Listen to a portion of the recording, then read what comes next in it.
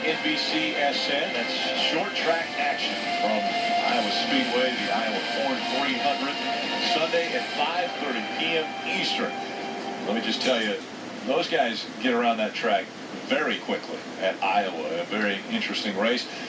We want to look at, you see the ominous clouds in the background here, and take a look at this radar. So there are already warnings in effect just to the west of where we are in the track, and because of that, NASCAR and the track have decided that in the interest of safety, they don't want fans, they don't want crew members, they don't want anyone being out in the elements and in the open for the rest of the evening, and so they have already canceled, postponed, I should say, the Xfinity Series race. It will now be tomorrow at noon. So the Xfinity Series race from Kentucky is going to be tomorrow at noon on NBCSN.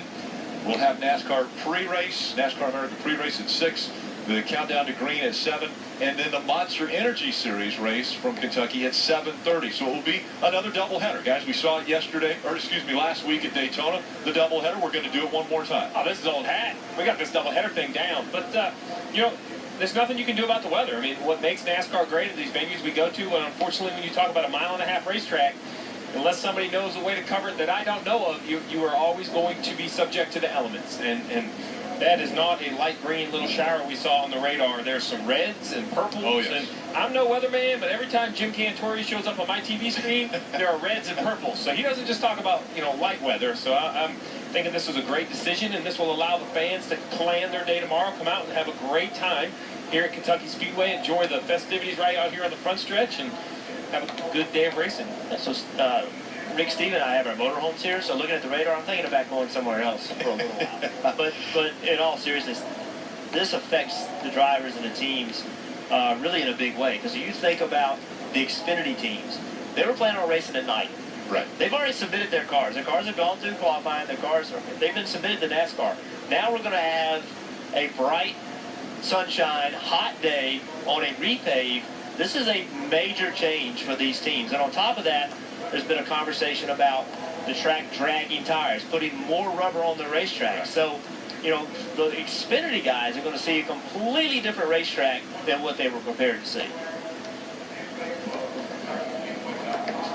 So we talked about Kentucky Speedway. We've talked a lot about the surface and the grip of the surface. But one thing we haven't really talked a lot about is there are still some pretty large bumps, but they're mostly on the straightaway. That's inside the front stretch. Casey Kane right here.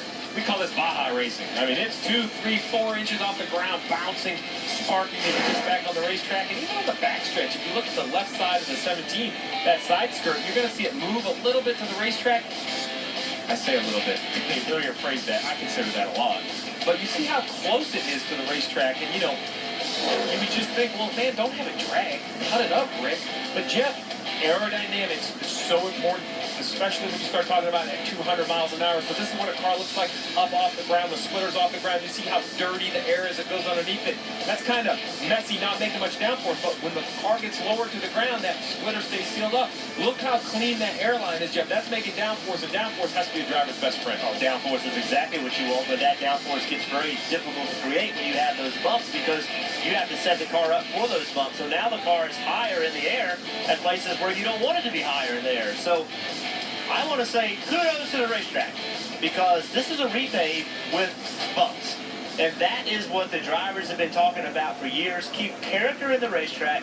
When you repave, don't take the character away from the racetrack. And the bumps were part of what Kentucky was all about. So it is certainly smoother than it was, but keeping those bumps is the right thing to do because that's what the teams, the drivers, they want it to be difficult, and we've seen it creates better races. So again, the Xfinity Series race will be tomorrow at noon.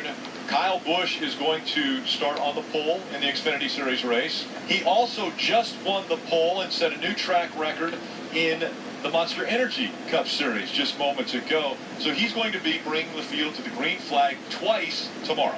He is, and that Xfinity race is going to be important, but nowhere near as important as that Cup race. Even though he is above the cut line, has a little bit of a points gap to that cut line, a win would take a lot of pressure off this 18 team. Winless this season, that has got to be the story for Joe Gibbs Racing. Kyle Busch would love to break that drought and guarantee a spot in the playoffs. And there are other drivers that need to also break that drought, including Matt Kenseth, a teammate of Joey Logano, also for Joe Gibbs Racing.